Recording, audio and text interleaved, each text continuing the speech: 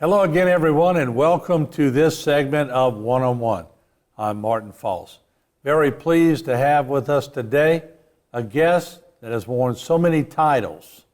We could call him a state legislator, we could call him a senator, we could call him a chairman, we could call him a director, we could call him many things, law enforcement.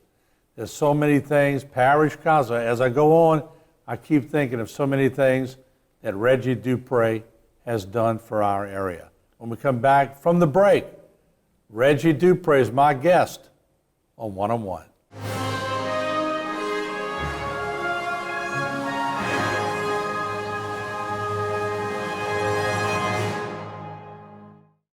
One-on-One is brought to you by the Law Office of Waits and Downer.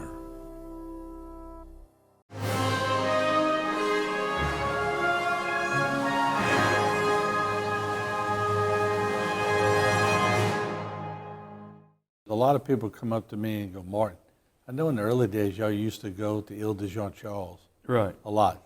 We did.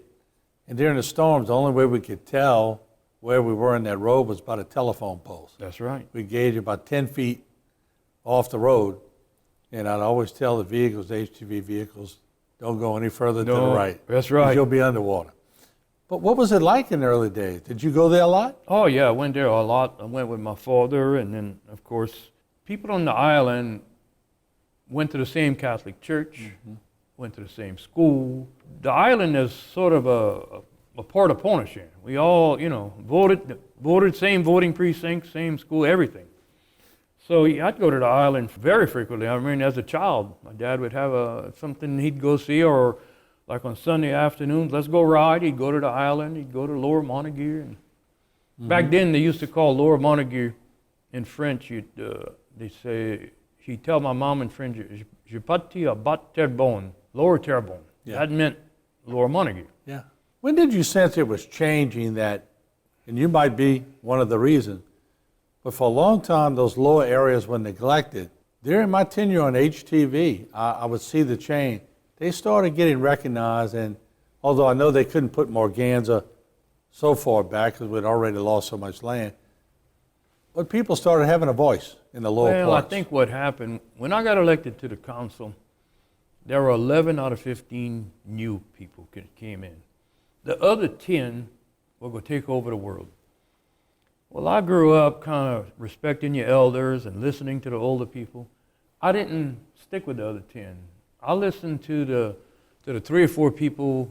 The 3 old veterans back then was Bobby Bergeron, Barry Bonvillain, and Nolan Bergeron.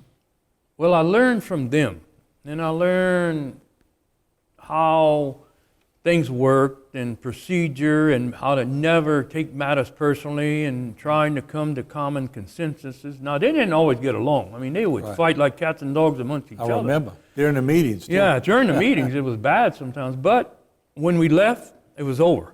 They'd go to a dinner sometimes together and go have a drink together. So anyway, it was... That baffles me. I see them rolling up their sleeve, putting on a good show for the cameras.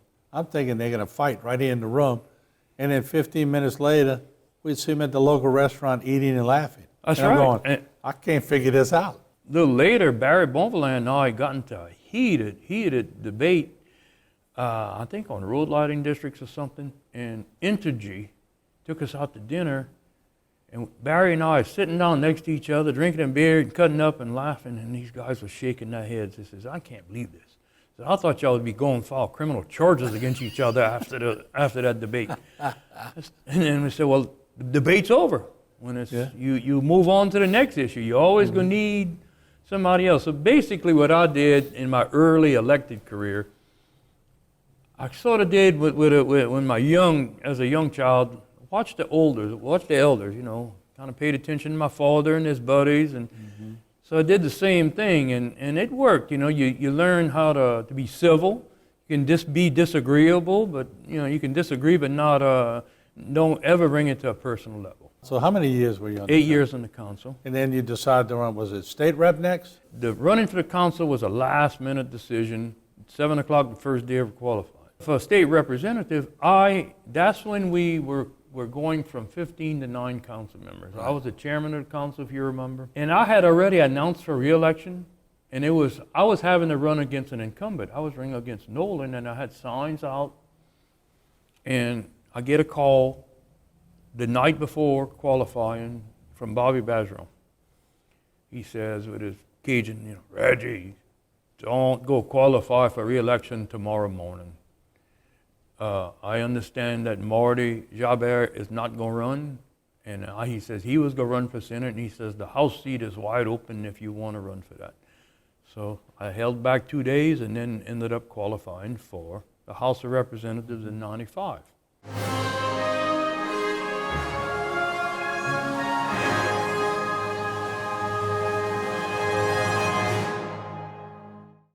For all of your cases, including those with catastrophic significance, call Waits and Downer Law Firm.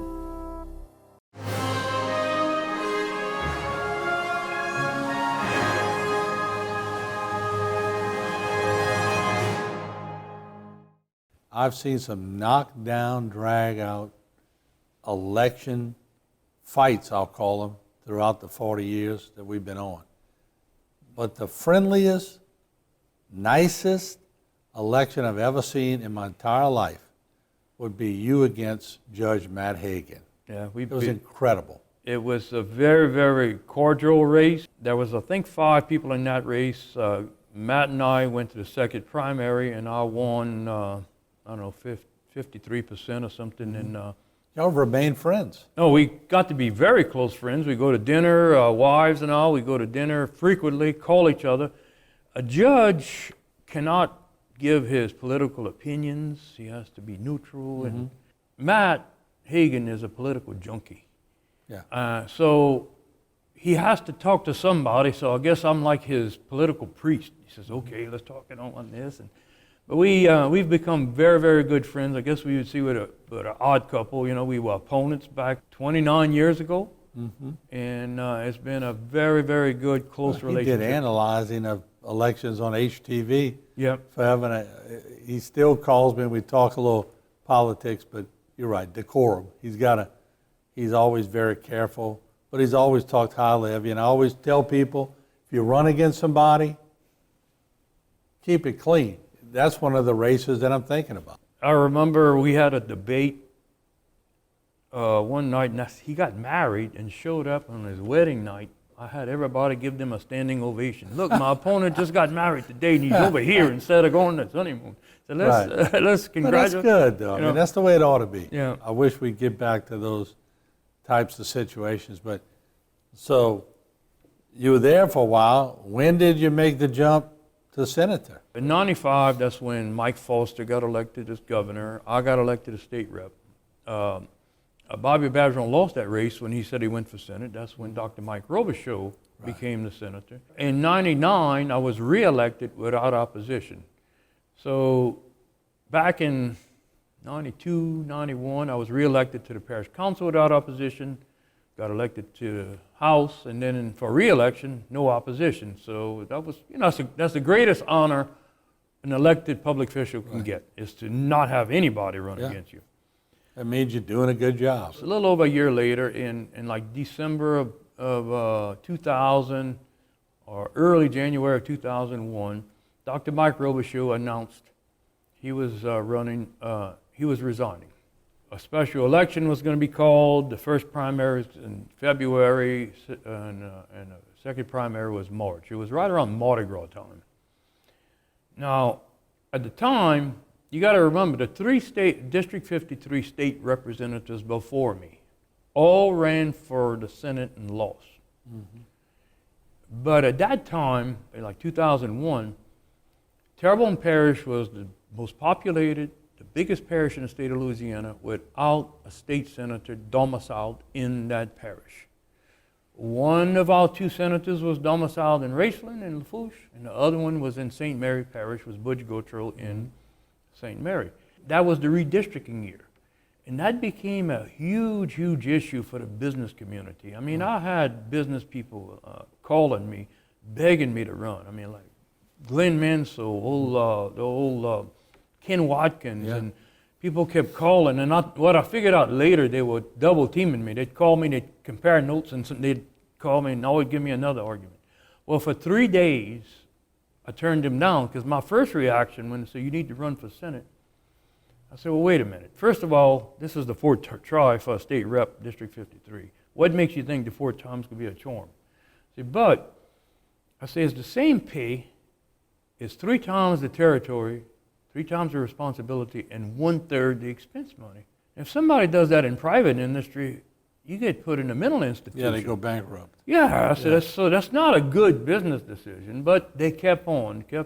I talked to my old buddy in Morgan City. I said, you better tell me the benefits of being in the Senate versus the House. I don't see it on the surface. And that's what he told me. Jokingly said, well, Reggie, when you're in the House and you're in session, it's like the New York Stock Exchange. It's organized madness. He said, just imagine you're standing there as a House member and you drop a piece of paper on the floor and you go to pick it up. He said, 3 or 4 people might step on your fingers. I said, that is true. Then he said, but in the Senate, if a senator drops a piece of paper on the floor, he jokingly said, 4 or 5 of the staffers will go get a concussion trying to get that paper for you. I said, oh, okay. Then he said, but realistically, if a state rep calls a cabinet secretary, but they're not a chairman, they're not in the leadership, they're just rank and file. Will you get them? I said, no, very rarely. You're going to get some liaison, but he says, if you call any cabinet secretary and you're a senator, and if they're in, they will take a call, and if they're not, within an hour or 2, you will get a return call. Mm-hmm. Because, like old Leonard Jobber used to say, 20 votes can do anything. That's right.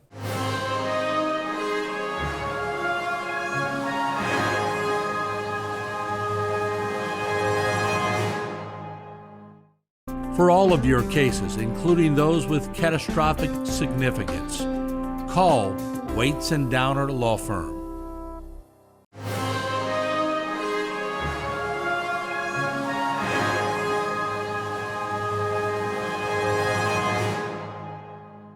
A line item veto can trump all of that. Oh, yes. That's why the governor's so powerful. That's why our governor is more powerful than any other governor in the country, right. because of line item veto. Mm-hmm. That's exactly. That was done by Edwin Edwards in the 73 Constitution. Mm-hmm. What year you became senator? 2001. We had, I think, 10 people in the race for that special election. Mm-hmm. And I looked at all 10 of them, and I wrote them down. I wrote down the names in order. And I knew that Chris Bollinger had just ran against Mike Robichaud, had 48% of the votes. I knew he'd run first, and I knew probably I was going to be second, and that was my only shot is to come out second in the second primary, win the election. I wrote down 10 names on a piece of paper. I put it in my wallet, and I ran into a reporter, Matt Gresham, who used to work for the Courier. I ran into Matt. I pulled out the paper, I gave it to him. He said, this is your prediction? I said, yes, sir. He called me up election night. He said, Reggie, you should have gone and bought a Powerball ticket because I hit 10 for 10. I had them all in the right order. And so in the second primary, it was Chris and I, and that was pretty cordial race, not nearly as much as Matt Hagan and I a few years earlier. But I ended up with 52%. So what it became the issue in that race in 2001 was redistricting. The fact that the business community and the people at Terrebonne wanted the senator back. Mm-hmm. So I knew that I had to get over 70% of Terrebonne's vote in order to get elected. So that's what happened. I got 72% of Terrebonne's vote, and my opponent, Chris, got 63% of Lafourche's vote. That was hard to do. You were not only just going up against Chris, boys, he's a machine. Right. And he still is. I mean, he's been involved in all very kind much of things. so. I found when people want change, it just don't matter.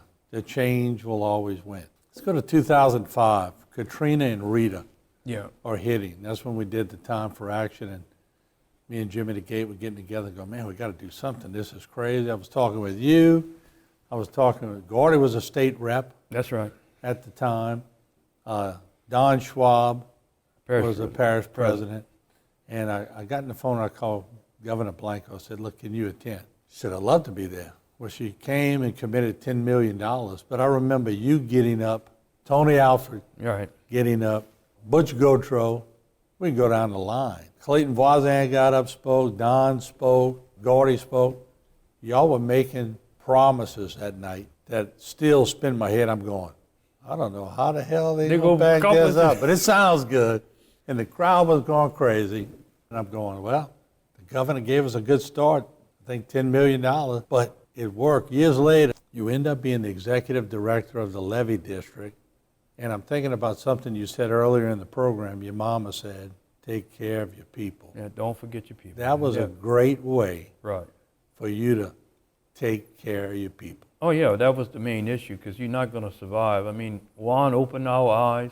A few years later, when the concept of Morganza to the Gulf started, I was still on the parish council in the early 90s, and that's when old Clifford Smith told me about the concept. He says, look, I've been talking to Billy Touzan and John Bro, and we need comprehensive hurricane protection. He kind of gave me the concept of it. I said, that's our salvation. It's the only way we're going to be able to survive into the future, into the 21st century, we were saying that back then. And that became my top issue, and my career kind of goes right along with the timing. I got elected in '95 to the House. That's when the Corps of Engineers finished the reconnaissance report and went to feasibility. So we thinking back in the late 90s, Big Brother's coming to save us all, if you remember.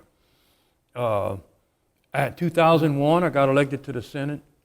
Then I got a call from some business people, from Jerome Zarang, who ran the levee district back then, Stevie Smith, Mr. Ken Watkins, and several people back then said, we need to see if we can get the Governor Mike Foster, to start to help us to build levees in Terrebonne Parish. I always was told that a senator can get a meeting on the fourth floor pretty easy, so they said, let me try. That's my first attempt. So I called. 2 weeks later, the governor met with me and about 8 people, mostly Houma Chamber of Commerce business leaders. So we brought the issue to him. Said, Governor, we need to start to protect ourselves and start building these levees. I said, we need your help. So he made a profound statement to me, which kind of became our gospel down here in Terrebonne. He said, Reggie, I don't believe in handouts. You know that. I'm a conservative. And he said, but I do believe in helping hands. So I'm going to make you guys in Terrebonne Parish an offer. And also Bobby Bergeron, the parish president, was with us. He said, if you go back home and pass a tax and dedicate it to this project, he said he would do everything he can to match us dollar for dollar. And he says, I can't commit for future governors. However, with that level of skin in the game and commitment, I have to believe that people who follow me will see that and continue to participate. And of course, Blanco was the next governor, and then it took a little pushing with her, but when she committed the $10 million. Yeah. So we came back home, and the levee district at that time did not have sale taxing authority. So Bobby Bergeron, the parish council, agreed to put it on the ballot and dedicate it with a CEA to the levee district and to Morganza to the Gulf. So the first tax is a 1/4 cent sale tax, passed in '01. Of course, that wasn't sufficient to what we really needed to do, but it became the seed money. We started doing some plans and doing some improvements with that 1/4 cent sale tax.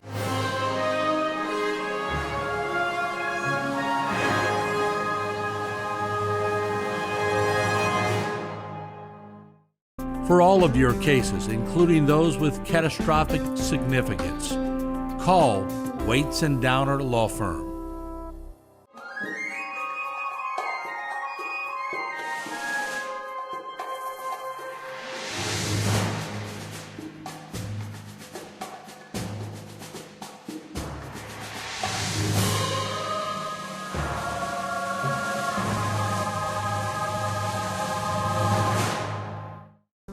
This one-on-one program has been brought to you by the law offices of Waits and Downer.